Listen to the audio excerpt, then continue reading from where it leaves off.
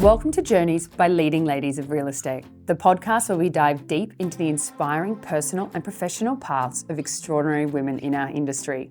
I'm your host, Bridgette Collis, New South Wales Chair, and today I had the pleasure of sitting down with Australia's most quoted property commentator and Chief Economist for Australasia's largest real estate group, the incredible Nerida Conisbee. Nerida shares her journey from early days in property economics to becoming a trusted name in Australian property. She opens up about building her brand, the lessons she's learnt along the way, and her commitment to uplifting others in her field. So get ready for a candid conversation that explores the highs, the challenges, and the wisdom she's gathered on her journey to the top. Good morning. Good morning. How are Thanks you? for having me. Oh, no. Thank you so much for joining me today. I know your schedule is crazy busy between all the TV and radio appearances, so we're very lucky to have you on the Leading Ladies podcast. Let's start there. So what does a typical week look like for the Chief Economist of Australia's largest real estate group? Yeah, so I do media. So media is a significant part of my role. I do tend to spend more time on media when I have more time. It can be quite time-consuming pitching ideas. Do you have regular media appearances that you do? Yeah, so I've got a regular appearance on ABC Breakfast. I'm on there. I am on there regularly. I'm also quite regular on Sunrise, although it does depend on to capacity as to how often I'm on there. I do a lot with Channel 7. I do a lot with ABC. So they're probably pretty much everywhere. There's no way you're not doing. Yeah, I mean, you end up having good relationships with certain channels and certain people within media. So that they're the ones that I tend to do a lot of work with. Is that how you get the work? Like, I know that you are, I know you say it ebbs and flows, but Australia's most quoted economist. Is that how you get the work? Is it through your relationships, do you feel, or is it through your work and what you're producing? How has that all come about for you? Yeah, it does depend on time. So I do produce regular articles. So I write a piece every week, sometimes 2 or 3 pieces. So that often helps to get some media. But then there's also relationships. So sometimes, a lot of the time too, it's just pitching. So if I've got an idea that I think would be good for Sunrise, I'll contact them, pitch the idea. Sometimes they say yes, sometimes they say no.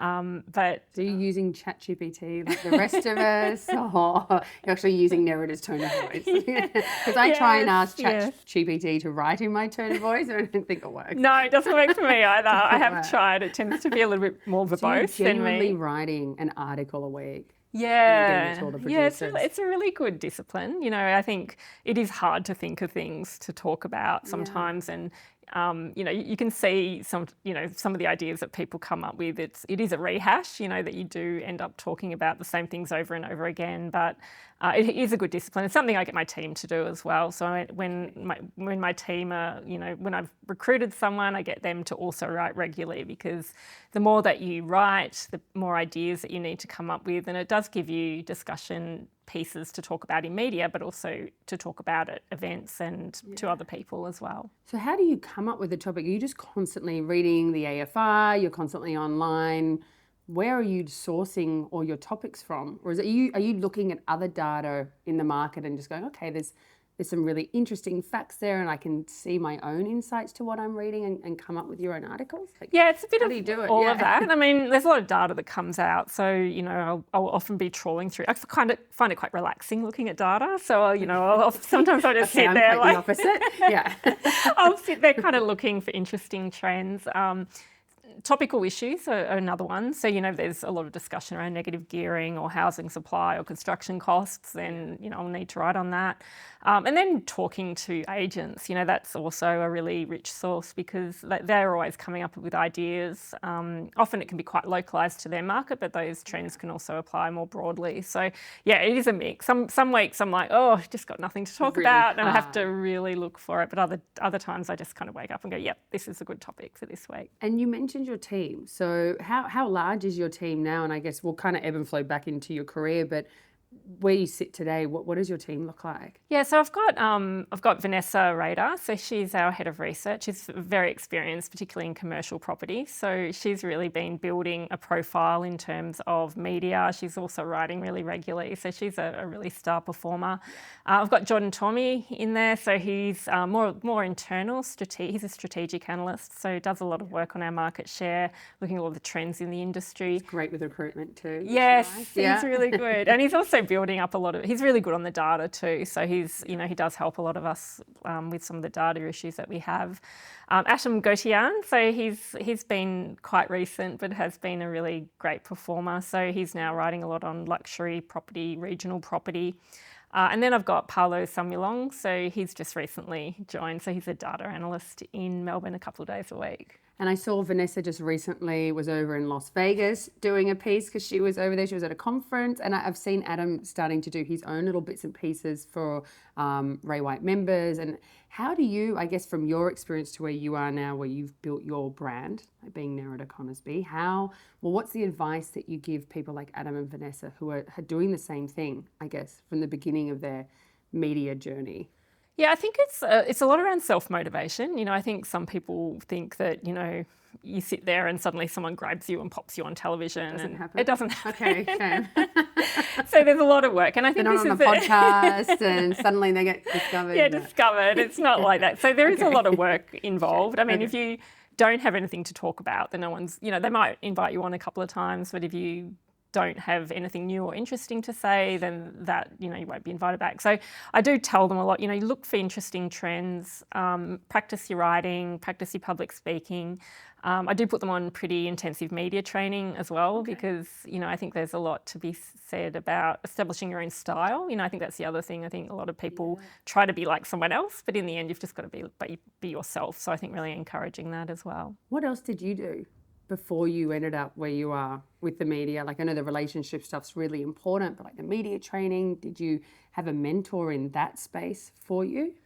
I had a really good PR person I was working with, not for. We were working alongside. That was at REA Group. Yeah, okay. So a guy called Phil Marnie, and he really pushed me. I think one of the things when I started, I was like, I just feel like I'm repeating myself over and over again. He's like, no one's watching every single piece of your material. Like, just keep saying the same things, keep pushing yourself out there. Yeah. So he was really encouraging, and it was really, great relationship we had. And he put me through some pretty intensive media training as well. So yeah, so it was that's really. One thing you'd recommend if someone does want to be in front of the camera, it's getting into that media training. Oh, absolutely. Yeah. The other thing though, that before I joined REA, I'd had like 20 years experience writing, doing data analysis. I'd also done a lot of public speaking. So I think that also helped, that I was already an accomplished public speaker. And so moving to media wasn't as hard as maybe starting from scratch. What about creating your own brand? Like you said, being yourself. Like, besides that wonderful piece of advice, what else could you tell people who are trying to, I guess, stand out? Like the real estate industry, there is a lot of agents. There's a lot of people that are trying to get, that publicity and that profile. What advice would you give them to build a brand and stand out? Yeah, I mean, it's a hard one. I think one of the things that was quite helpful advice to me is to try and speak in a way that's easy to understand, not in a way that impresses your peers. And, certainly coming from a more of an analytical side of real estate, there's a tendency for people like me to talk in with big words, to make things overcomplicated. The rest of us just have no idea what anyone's talking about. And no one's interested. Yeah, and no one's interested because you're making it so complicated. And the reality is that most economic concepts aren't that hard, but you can make them sound very complicated. And I think that's a trap. A lot of people, I mean, maybe not so much everyone, but certainly people in analytical fields do fall into making things sound far more complicated than they actually are. I guess you kind of want everyone to be attracted to you as well. And I'm thinking about agents as well. Like, you want the marketplace to want to come to you for that advice and that approachable. Yeah, I mean, that's a big thing, being approachable, not too aggressive. And I think that's, being supportive of others and being easy to communicate with. I mean, the other thing too, like, particularly with media, being able to pick up the phone and answer their calls is probably also a big part of it, that if you're around ready to go, then you will be someone that they'll call on more likely. So I've heard this a lot with agents, especially agents doing auctions. Like, if you're an agent that's accessible and you literally take all of their phone calls, they will continue to come back. Yes. Again and again. It's probably for most customer service roles, really, isn't it? That if you're approachable, you answer your phone, you'll probably do a lot better. Agents don't answer their phone. I know. I think a lot of us hate talking on our phones, but it is obviously part of our roles. So what does a typical day in your role look like, and a typical week look like for you? Yeah, so I write a lot. So, 1 to 2 articles a week. How many hours did you spend a day writing? I reckon at least one full day a week. I'd be writing or thinking of ideas or trying to lock yourself away, or it just depends. Like sometimes I've got really good, you're sitting on the plane and you're like, or sitting in the car in traffic, and then you suddenly have an idea. Like I have an idea. Like then it comes quickly. I can quickly write it. So yeah, writing's a big part of it. Sort of thinking up ideas. Working with my team as well, so helping them think of ideas as well. What else do? I do a lot of public speaking, so that does take a lot of time because often it's interstate. So have to travel there, preparing slides is a big component. So you do a lot of speaking for the Ray White Group, but also externally. Yeah, so I do a lot with the Ray White. So they're my priority. That if I'm asked to speak in any given week, I'll always prioritise Ray White events. And then I also do quite a few industry events. I'm doing less of them. Vanessa's being really good at picking them up. So, I'm finding now I'm doing less of, sort of property council type events, and Vanessa's now doing more of them. So it's been a really good transition for me to be able to get her practicing, getting better and better at public speaking. And then also, sometimes, even like investment type groups will ask me to come and speak as well. So it does vary quite a lot. Is your team seen as an extension of you, or are they kind of seen as their own individual when they are out speaking and presenting? Like if someone comes to you and they're like, oh, we'd love you to speak, and you're like, I can't, but I have Vanessa. Are they seen as your team or as an individual? I think probably as an individual. If I have a look at Vanessa's experience in Las Vegas recently, she was, she reached out to them, she pitched the idea to them, they called her in. So that had nothing to do with me. Like she, completely off her own bat, went out there and did that. Yeah. So, but someone, she's very experienced, and someone like Atom would be, I'd have to push him out a bit more. So, I think me helping him and getting him really good at public speaking will be, I think something that I'll work with him over the next sort of 12 months or so. But is that an innate thing for most data analysts to want to be also a public speaker? Usually, you kind of think the numbers, they probably don't want to be in front of the camera. How do you find someone for your team, like your recruitment process? Finding someone that is amazing with numbers, because we've spoken before, and when they're producing work, it's usually coming from your teams. That's really important. It's, the attention to details there, but also finding someone that wants to speak publicly and do media pieces and pieces to camera, and it must be really hard to recruit. Well, it was interesting. I mean, Atom's hire was interesting because he was, excellent at data analysis, and we put him through a few tests, and Geordie was really good at that. He was good at sort of understanding his ability, throwing a data set at him and making him work hard on it. So we knew Atom was good at data, and that he was hired for that. But what we found with him, he was awesome with data. He then was able to use that data. He was very analytical, and then he was able to make the jump to making interesting content. So I think for a lot of data analysts and a lot of researchers, a lot of them are good with the data, but then they struggle to make it an interesting insight. So that's kind of the first step. They'll be like, oh, this went up 5%, went down 10%, and people don't read that. Like, how do you make a whole article out of it? Yeah, and you can use ChatGPT now. Like that's going to get wiped out, I think, eventually.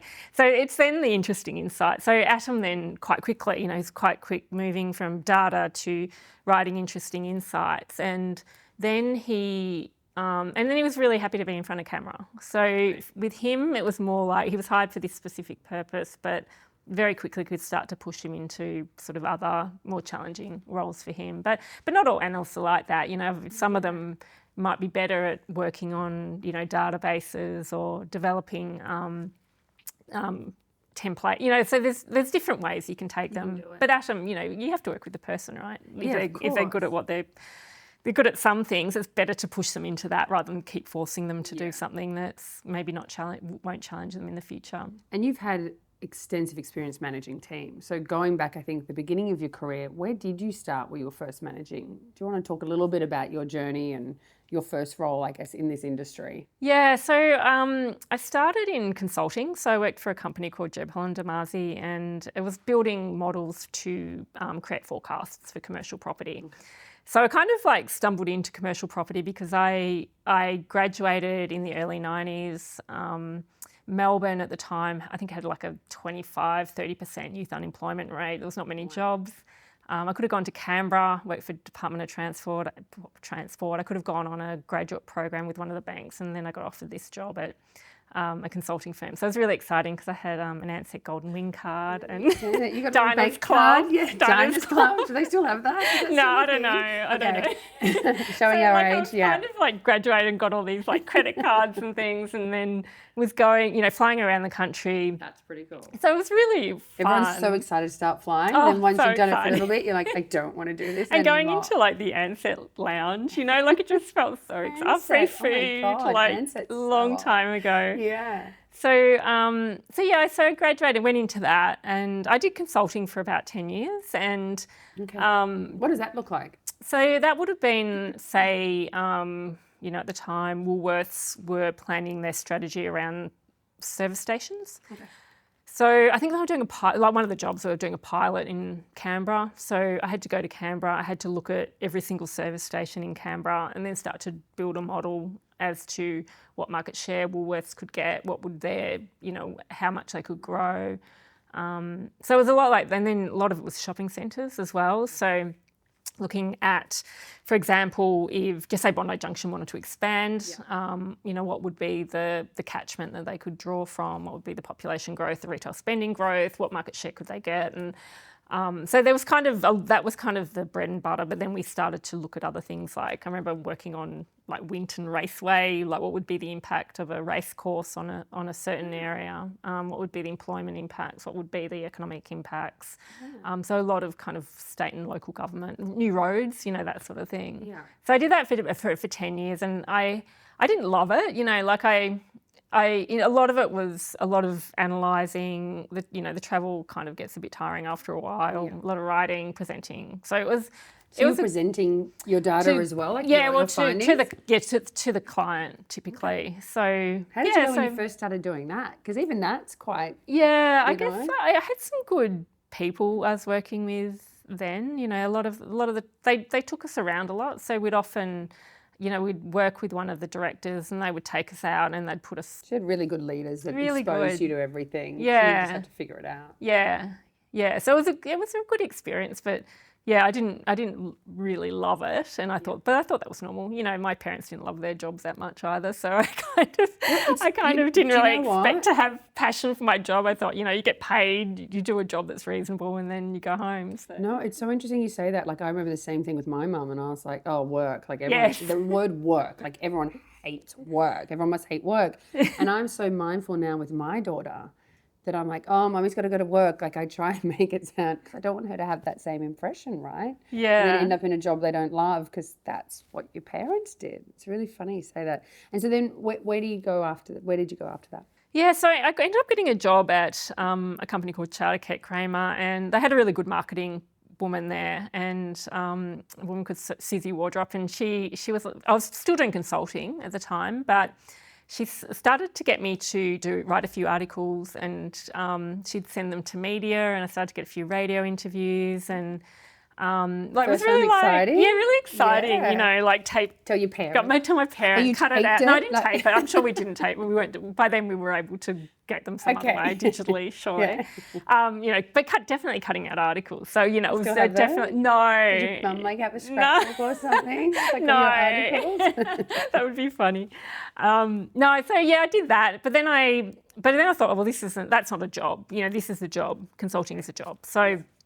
But yeah, I ended up then moving to Jones Lang LaSalle, JLL, became their head of research for Victoria, went to Colliers, and then to REA, and then to Ray White. So yeah, it was kind of this transition. I then went into commercial agency. So that was my first try of working with real estate agents, and yeah. So you never thought about doing economics in any other industry? I did, but I think by the time I'd done the 10 years doing economic forecasting in property, it was kind of like, do I make a switch to something else? There's been opportunities that have come up, particularly investment banks have big real estate teams, so those sorts of opportunities have come up, but I've never seriously pursued them. And I think one of the things that I found once I got to JLL, I really liked the energy of agents, and So it was kind of your first taste of agency. Yeah, they're just different, you know, like I was very used to people like me and working with people, which is, you know, of course you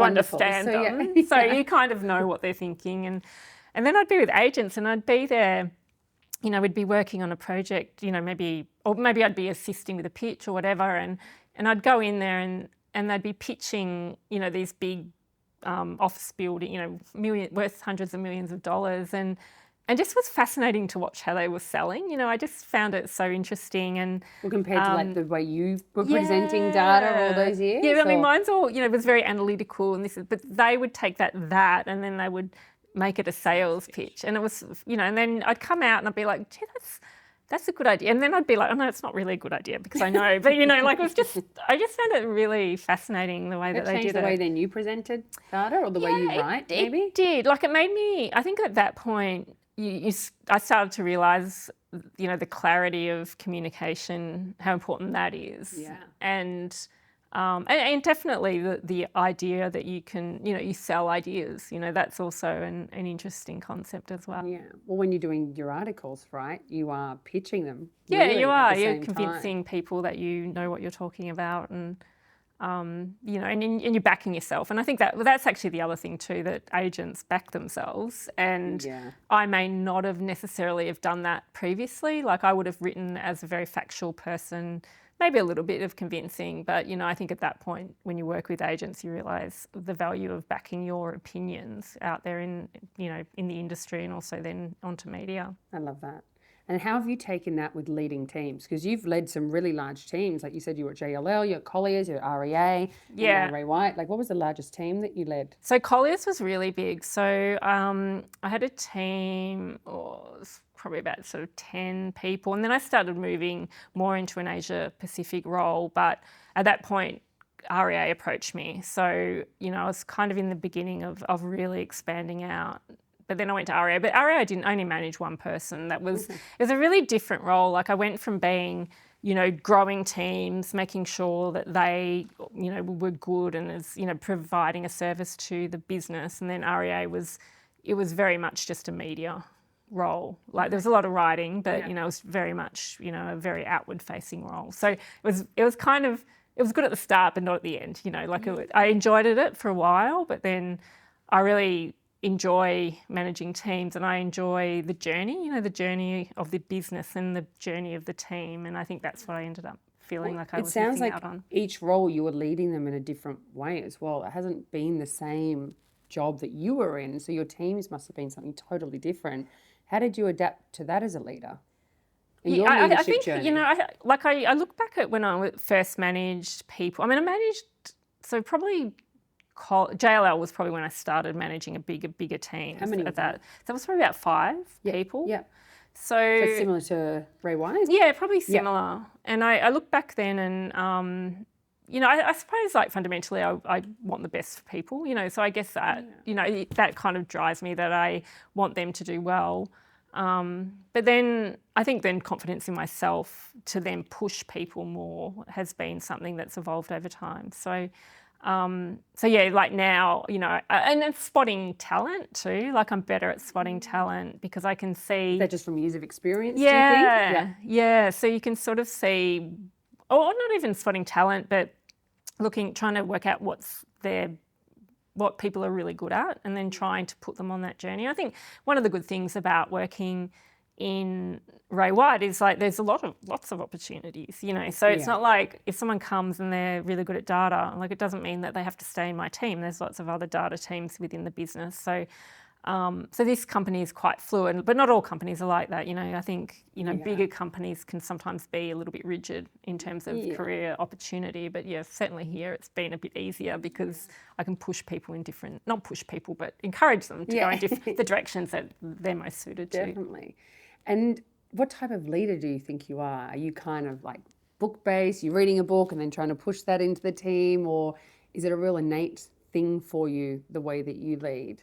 I think it's more intuitive. You know, I think understanding the person and what they're good at and probably also confidence. You know, I think a lot of researchers are a little bit may not be as confident in themselves as they potentially could, and sometimes not that confident in pushing out their ideas. And I think that's something that I'm trying, I definitely try to do with my team, is to give them the confidence to get out there and do it. But I think that's probably one of the biggest challenges that most researchers find, that they're not that confident in themselves. So to get that confidence out there is, part of what I need to do. So how did you get that confidence? So was there did you have a mentor for your career? I know you mentioned the gentleman that was in PR.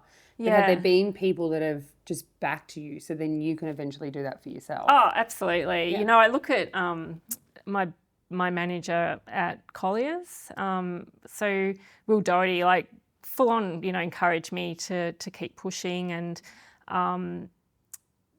was kind of just a nice, great person. I think that was he was a good manager, obviously, but he also, really cared about my career, and, felt like he cared about my career. So it made it an easier journey. What did he do that made you feel like it was genuine? 'Cause I think sometimes you can tell when someone isn't being genuine, they just ticked a box, right? They asked me how my day was. They're ticking a box, or they're saying good morning because they feel like they have to. Yeah. What do you think the behaviours that he did that made you feel like he was genuinely interested in helping you grow? He was very honest, things like, there may have been discussions around my team at Colliers, and he'd be, and so you'd hear rumours of things, potential changes, and he would tell me, these are the things that are coming up.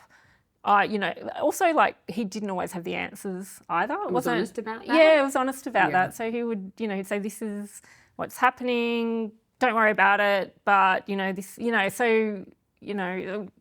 that honesty. I mean, I've had some shocking managers too, don't get me wrong. I've had some horrors, but yeah, he definitely stands. Yeah, we've all had them. You've worked that long, Yeah. It happens. Yeah, and then, and so he was a very good manager. And then I had another woman, when I had my children, when I was at JLL, I had my 2 kids, and Catherine Matthews at the time was heading up research, and she was fantastic at getting me through that, keeping me, what it's like going on maternity leave. You're so nervous, and you don't know what, how you'll feel about motherhood, but then also how it will impact your career. It's double, right? Yeah. So it's a really tough time, but she had been through it, and she helped me through it, and she was very, helped me kind of navigate, I guess, the process, which was very helpful. And I want to touch on this because you've had 2 beautiful children. Yes. And how many years between them? 2.5. So you obviously went back to work, and then you left again to have your second. How, especially in such a male-dominated industry of economics, and building that career and that brand, I guess, can you take us through how did you approach not just the process of maternity leave, but mentally? Jumping off your career hard. and the trajectory, and then knowing that you can come back and then keep going forward. Yeah. How did you process all that? Because it is, my journey was a little bit different, but it is scary for so many people, especially in a role like yours. Yeah, it was scary. And it was scary too, because it happened at a time that my career was really starting to take off. I was at JLL.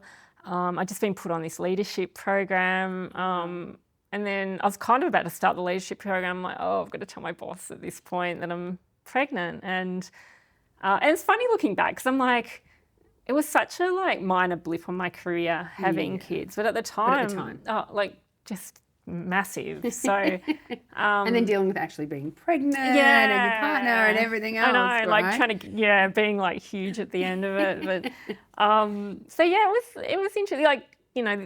My manager at the time was so good, and so that got me through. So the first time I took with Anna, I took 6 months off. Okay. Went back to work. Did you completely not work on maternity? No, be honest, I did were you still writing? Or? Yeah, I did bits and pieces, little bits of consulting and stuff. And did you do that because you wanted to, or were you worried about losing that touch with, having writing out there? No, see, I wasn't off for that long. I was only off for 6 months. So I didn't really feel out of touch or anything. No, I didn't feel like I wasn't worried about that. I think if I'd taken a much longer time period, perhaps, but I like my job. So, I was kind of just doing, and it wasn't much. I mean, maybe a couple hours a week or whatever. Then I went back, and then... How did you manage going back? Oh, yeah, it was a big shock. And your husband, was he at home with the kids or was he working? So how did that work? So we did I would take maternity leave. Yep. And I remember we had Anna and we're like, we'll get her into childcare. You know, we had childcare booked, and then he decided to take some time off when she was a baby. Yep. And so he took time off, and then we kind of managed it with grandparents, and he was working part-time. Yep. He's a carpenter, so his job was a little bit more flexible. But yeah, then I went back with Tom. Then I had Tom, and then the global financial crisis happened. So yeah, it was a real shock. So my team at JLL got halved. So we were a consulting business. So we had jobs, but we then, because there was a global directive to cut staff. So yeah, I came back after Tom, was ready to go, super motivated, because I'd had my 2 kids. Because you were done. I'm done. I'm not having any more kids. No more children. Yeah, so I was super motivated. But then the whole, economy was in a mess. And so, and then I ended up moving to Colliers at that point. But yeah, any woman that's had kids, it's a pretty disruptive time. So, but yeah, it really. Well, they're kind of disruptive. Not just when you have them. No. They're disruptive for quite a while. Yes. I know your children are older, but mine's 6 and God, there's something every day. Yes, absolutely. How did you manage doing your job? Because I know, if I do drop off, have a bad drop off, then I'm like, oh my God, I've got a meeting. Yeah. You might have to be on TV. Did you have a lot of support at home? Yeah. Yeah. Okay. Yeah. So Damien worked kind of part-time, but then we moved to Sydney. So I was at Colliers and got promoted to a national role, and so moved to Sydney. And at that point, he stopped working for a bit because it was too hard. We were in a new city, kids had to start new schools. I started travelling a lot, so at that point, that was, that's a long time ago. No, it's more than 10 years ago that I started at Colliers, but I started travelling, So almost weekly. he was stable at home. He was, So settled. So he did that for quite some time, and then he ended up he then went back full time. But yeah, at that point it got too much, and we had to, one of us had to, well, obviously I was up there in Sydney because of my job, but he stopped working for a bit. Can I ask a really personal question? Yeah. How did that go in the relationship? You obviously being at work full time, maybe being seen as the one to, be paying most of the bills in the relationship, which isn't that common. Yes. How was that in the relationship? I know, and every partner's different. Everyone deals with things differently. But how did that dynamic work? Because I know we have a lot of agents who, are out there dating, or they're probably making a little bit more money, and they really struggle sometimes having that dynamic in a relationship. Yeah, it wasn't bad. Damien's he's very confident in himself. Yeah. So he's a carpenter. He never felt that his job looking after the kids wasn't important, and so I think it would have been hard. If he had a different sort of attitude, I think it would have been quite hard. What was hard though is that we moved to Melbourne, we moved to Sydney, and then he was looking after the kids, and then my job was very, I was away a lot, and he I think just got lonely and a little bit missed Melbourne, missed the network, and so that took quite some time. So once he went back to work, it was great. He then became a lot happier. Yeah. But yeah, definitely those early years in Sydney were quite tough on him to get himself, established in a new city. But I think it helps for you as well. So then you've got someone at home with the kids, and then trying not to get burnt out at the same time too. How do you manage burnout? How do you not burn the candle at both ends? What's the personal side of your week look like, and managing, I guess, work and life? The thing that really, I don't mind the weekends, I don't mind the late nights. It's the travel that gets, does your phone blow up on the weekend? It can some weeks. It depends. If I'm doing, if I'm doing television, and then you've got, maybe if I did a sunrise in the morning, then I've got, news crews coming to do something on the auction market, and then the next day talking about the auction. It can, some weekends are crazy, and then some weekends there's not much happening at all. So, but yeah, I don't mind that. It kind of just fits in. They'll come to me, and I just step outside. As long as I've got hair, so it kind of looks okay. I'm okay. But the travel can get quite hard. So I think that was one thing early on when I was traveling. I used to do a lot more. Like I'd stay out late, I'd go out and, you know, have a lot of fun. But, you know, it felt very unhealthy very early. So I had to start to get a bit more discipline around my travel, doing exercise and just making sure that when I was traveling for work, you know, I was there for work. Could meet people for dinner or whatever, but not have those really late nights. So what did that discipline look like? Was it not drinking? Was it making sure you exercise? Yeah, so I just made sure I booked classes early the next morning. So I'd, you know, if I was traveling in Melbourne, 6 a.m, I'd have a class and I'd go, you know, and I'd make sure I'd go and I'd pay for the class. So you don't lose the money. Yeah. So I don't lose the money. And then if I'm late at night, I would be, you know, the night before I'd be like, oh, I've got to get up really early and go to this class. I'm going to make sure I, you know, don't stay out too late. So it was kind of, it was a discipline that I needed to. I did it quite early though, because I can see, you know, when people travel a lot for work, like it's really fun a lot of the time too. Like it's not all work, but it definitely takes its toll. Yeah. What initially inspired you to pursue a career in economics? Like how did that come about for you? I was good at maths at school, so I love maths, and not many children ever. No, I know. Oh, I don't know. I think more girls are doing. My daughter's really good at maths too. Great. Yeah, so is she interested in following like a similar career? She's doing a Bachelor of Design at Melbourne Uni, so she's looking to do urban planning. So she's still property that she's interested in. My son's looking at doing a Bachelor of Commerce degree, so he's probably going a similar path, but, you know, early days. Do you get really stuck into their homework? Like, no, they're really self-motivated. It's been, I think too, because I haven't been there. I mean, because I've been working a lot, and it was never, you know, you have to, I think, you know, anyone who has a busy job, you kind of got to pick things that you can focus on and things that you can't. So I did focus a lot on getting them into really good schools that supported them, because I found, like, Anna started at a school when I was in Melbourne, and there was so much parental involvement required, and I was like, I can't do this with this job. So that took a long time. But yeah, from the homework perspective, I didn't have, I mean, maybe it was the schools they went to were quite good at drilling them in, hopefully. But anyway, they've done well at school, so that's good. I still have that argument every day. Mate, read your little reader. Mate. Yeah, I know, it's so hard early on. Those readers, it's such the weird thing is I can't even do the kindergarten homework. I'm like, what's a phonic? Like, what does that mean? Oh, yeah. Sound it out, Mum. I'm going to die when it comes to the maths. I'll get you to come over and, you know. Absolutely. When you look back on your early career, do you think there's any milestones or anything in particular in your career that stand out that really helped with your trajectory? Was there anything really big that happened that you think really pushed you to where you are now? Yeah, I think like definitely moving out of consulting and to agency was a big one for me, because it took me from being in a very sort of inward analytical role into more of a, you know, outward facing role. So that was a big one. Moving from commercial to residential. So, you know, I did commercial property for like 20 years, and then I went to REA, and then suddenly doing residential, and then suddenly it just exploded because everyone's interested in residential. I was trying to talk about office vacancy. You know, you only got a very small proportion of the market that's interested. So how did you make that transition? Like, was that a really hard jump for you? Because it's kind of, you're not really changing careers, but you kind of were going from commercial to resi, because they are very separate.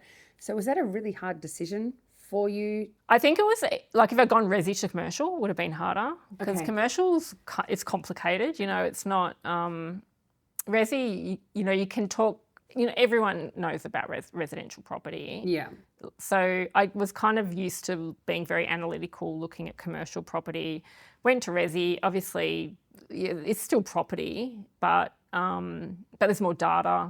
There's better kind of information out there. So it wasn't hard. Like, it took me a while to kind of work out what the hot topics were, because that's something that, you know, unless you're in the industry, you don't necessarily know about. But that was probably the bit that took me a while. But not understanding the concepts, so that wasn't hard. That wasn't? No. Were you nervous making the change? Look, it was funny, because so they approached me. So REA approached me when I was at Colliers, and things were going really well at Colliers. I just quite recently moved from Melbourne to Sydney.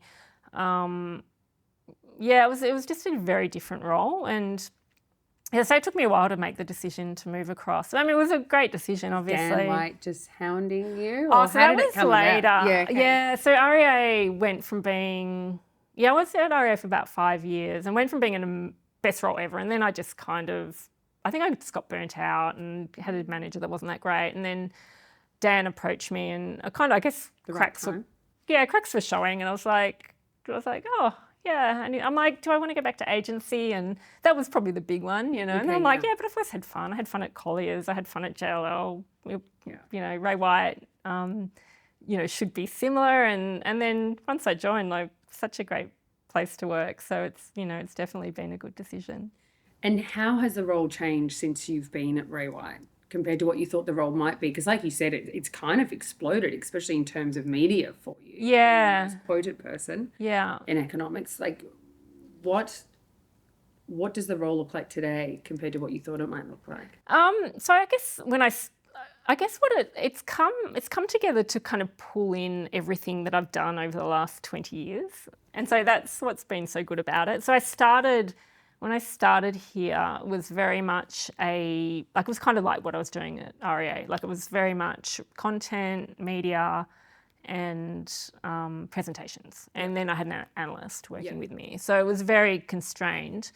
And it was fine. You know, it was easy. I could just take what I did there, transport to here, new brand, different company, more insights coming in from the agents, you know, so it was kind of, it was a lot richer from that perspective. But then the team started to grow. Vanessa was already in the business and she moved into my team. Geordie was also in the business, moved into my team, and then we got Atom, and then we've now got, you know, so it kind of just evolved. And I think one of the things that's so great about Ray White is, you know, there's a capacity and desire to grow and change, and it's not so restricted. You know, I find sometimes with big organisations, there's, you know, a directive at the top, and you kind of, you know, everything kind of has to slot in. Yeah. And it's not like that here. You know, it is much more expansive in the way that, you know, Dan and the board look at it, because we are given a lot more, not leeway. I mean, it's just, I suppose it is leeway. Opportunity. It's opportunity. Yeah, that's probably the right word. Like you with your team, I think, Dan, and like you said, the board, it's, if someone shows a liking and doing something really well in a space, then they're able to have the opportunity to let you explore that. Whereas I think when it's a private public company, there's a lot more red tape. It's a lot. And also it's like, I think, you know, one of the things that can be harder in a public company is that you've got a role and you really can't diverge out, and you can't, because it's a big company and it's a machine, and people can't be going off and doing all other stuff. And I think that suits some people, but it doesn't suit me. Like, I like the expansive nature of my career. I don't want to be doing the same thing for the next 25 years. So I think that's one of the things that I'm enjoying about being here. What would be the next thing in your career? Like, where to from here? Like, what is a chief economist? Where do they go next? Or what type of new bits can you add to your job description now that you're not doing already? Yeah, I suppose at the moment now it's about growing my team. You know, I think I've got my profile. I can utilise that to grow other people. So that's kind of my focus at the moment. Working with Neoval, you know, looking at that as a data business opportunity is also exciting. You know, I do have quite a lot of experience on the consulting side, dealing with clients. So, you know, I think that's quite interesting as well. So working out what the commercial opportunities are. But yeah, it's good to think. There's a lot to explore. Yeah, there's a lot to explore, absolutely. What are you most proud of today? I guess, you know, obviously my kids, you know, I mean, that's a big, I know that's amazing, cliche, but, you know, Anna's now at uni, you know, just doing really well. Tom's doing really well at school. He's in year 10. You know, just so happy I had them. You know, I think one of the things, I think a lot of women go through a lot of not trouble, but challenges when they have kids. But, you know, like I look back, I'm like, thank goodness I did that. Like at the time it seemed like not risky, but, this is going to be hard. And it was hard, but it was, you know, now I've come out the other end. It's been awesome. And then I guess how far I've come, I look back at my career and I guess I was always determined, but being determined sometimes isn't enough. So I guess, you know, I've been able to tap into a lot of luck. I've been able to tap into a lot of really good people that have supported me. So, you know, that's also such an amazing part of my career. Anyone you want to give a shout out to for the support on your journey? Definitely Damien. You know, like he's supported me all the way through. He doesn't always understand what my work's about. We met when I was 16. Wow. So yeah, at Hot Tracks Disco. 16. So is he like your first love? Kind of Sardinian, maybe. Yeah. Yes. But yeah, yes, he's been around. He stuck through it at a time when the kids were little, and it was kind of tough for him. So. He's been there. And then my family, of course, my mum and my brother and sisters, we all get along really well. So that's I know that's you been have a very supportive, close family. Yeah, which is really cool. It is good. It's cool. Yeah. And I guess my last question for you is, what advice would you have to any women that kind of want to follow, maybe if it's not economics, but kind of trying to create their own brand and personality out there in the industry? What is the advice that you'd give them? I know. It's probably not advice, but just be yourself. Don't look at someone and think, I want to be like them, because you need to establish your own profile, and the best way to do that is to be yourself. And then also I think around confidence is, one of the things I think that did pull me back for a long time, that I just wasn't confident enough in my voice. And coming back to that experience with Phil Marnie at REA, he really pushed me to have a voice, and that really changed things for me in terms of my profile. Love it. Thank you so much, Nerida. Thank you so much for joining us. Been wanting to have you on this podcast for a really long time, so thank you for fitting us in. Thanks for having me. You're welcome.